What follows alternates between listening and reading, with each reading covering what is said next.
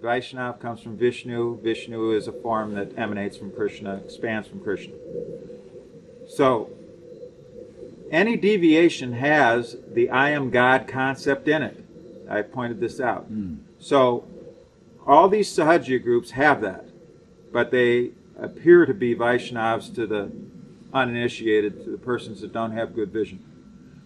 Now, of these 13 groups, now there are differences, which are very important to understand. We're not going to go into all of them. We're just going to go into basically 2 of them. We can touch on the third. The Jata Goswami, classic Jata Goswami. Are there any classic Jata Goswami? There might be some classic Jata Goswami Sahajas in India, but in the West, no. Jata Goswami means, Jata means the group, or to be born in the family. Either way, Jata applies to what you're part of, your group or your family. Classic Jata Goswami means family, but Jata itself is not limited to that. And Goswami means sannyas, order. So the Jata Goswami means that you are in the order of sannyas through your family. So that's the classic Jata Goswami. Classic Jata Goswami means that you automatically are a genuine sannyas. You're at the sannyas stage automatically due to your family birth. That's a Sahaja group, but they follow. Totally no, because it's Sahaja, but they follow strictly in many ways. Unlike the owls and the bowels, they're very loose. The owls and the bowels and the Darvesh, these are loose groups that don't have any sense control whatsoever, or very little. Sense control is not at all important, especially in the area of sex. Whereas the teachings that Prabhupada gave were exact opposites. Prabhupada confronted that liberal sex, that permissive sex attitude. Prabhupada confronted it constantly. There's absolutely no question on that. No one would deny that. No one could possibly deny that. No guru that came from India, and I'm using the term here very loosely and generically, because in our mind, Prabhupada is the guru who came from India. But anyone who was considered to be a guru who came from India, none were as hardline as Prabhupada in that confrontational. That you have to give up your identification with the physical body by giving up the enjoyments of the physical body. As long as you're totally absorbed in the enjoyments of the physical body, you are identified with the physical body. Therefore, you will have to keep taking a physical body. And what is the epitome of that Ananda? If you're not getting the Nitya Ananda, if you're not linked with Lord Nityananda's lotus feet by getting the Nitya Ananda, at least some of it, if you're not getting that, then you're going to go to the material Ananda, and the material Ananda means sexual enjoyment. Everybody knows this. This is not a difficult realization to get.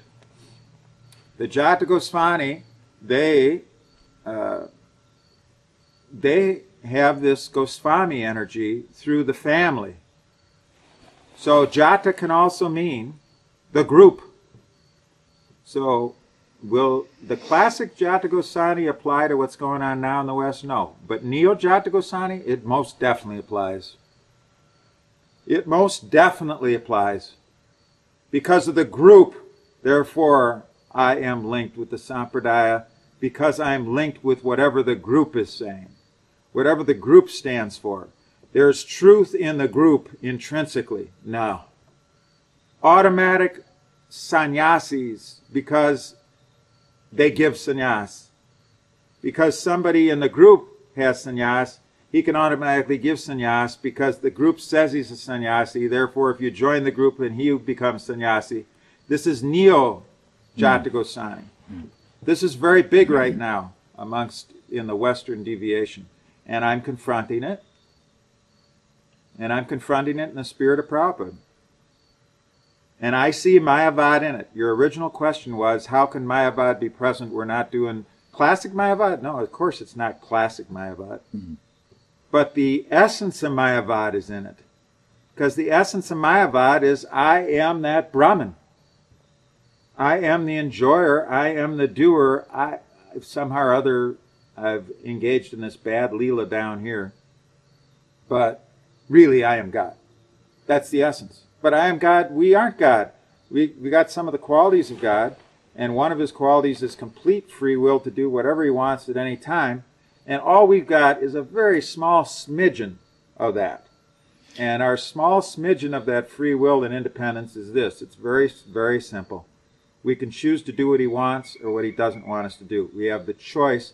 And he lays out the whole template after that. Well, let's explore that argument a bit, because I'm hearing the comeback that somebody would say. Let's do it. A group that you might call Neo Jata Goswami, let's say, is one of these new ISKCON guru groups. Okay. What they'll say is, what are you talking about? Brahman, I think I'm God. We're better devotees than most devotees. You know, our austerity is following the principles. We chant, we do this, we do that. Come and see us. We're Paka. You know, they would say your criticisms don't apply to us. We're very Krishna conscious. Superficially, yes. And the Smarta Brahmins, the other one of these 13 groups is a Smarta Sahajya, Smarta Brahmins. So they're very strict too. So will I grant that some of the Sahajyas in the West are strict? I'll grant that. That they do strong superficial Sahajya, sadhana, I'll grant that. The issue is guru. Guru means heavy with knowledge. Guru means minimum. I'm giving minimum now. Gurus are on different planes of realization. But the minimum plane to be guru is anartha nivrtti. If you aren't anartha nivrtti, you cannot be guru. Anartha nivrtti is very advanced for one who is not anartha nivrtti. But for one who is not anartha nivrtti, it's a very advanced state. But there's no guru below that state. Now, guru should be above that state. In other words, anartha nivrtti, a starting point, has to be there. Just like if you go into and you lift weights, then you got to, you're not considered to be a weightlifter with significant strength until you can bench press your own weight. But bench pressing your own weight, which is commendable because most humans can't do it, but bench pressing your own weight is just considered the starting point of that. All right, you're a genuine weightlifter. You can bench press your own weight. There's a lot of people who bench press 2 times their weight. They're really up there. So in the same way, guru is meant to actually be Mahabhagavat. That's the real guru. But guru is allowed for anybody who is Shrotriam Brahmanishnam. Someone who has heard properly and who is Brahmanishtam, firmly fixed in Brahman. We know this stage. We instead of this stage, we don't call it Brahmanishtam generally. We call it just Nishtha, firm faith, which is above anartha nivrtti. So if there's anarthas present, then there's not guru present. And could you explain what anarthas? Well, anarthas are practically unlimited, but I'm going to explain some specific ones. But for example, you could say meat eating is an anartha. In one sense, it is an anartha. Meat eating, intoxication, gambling, illicit sex. You can say these are the 4 anarthas. You can say you'll hear this propaganda that these are the 4 anarthas. But anarthas are many, many, much more than that. Those 4 things, meat eating, intoxication, gambling, illicit sex, those 4 things means that if you're free from those, then you're called a human.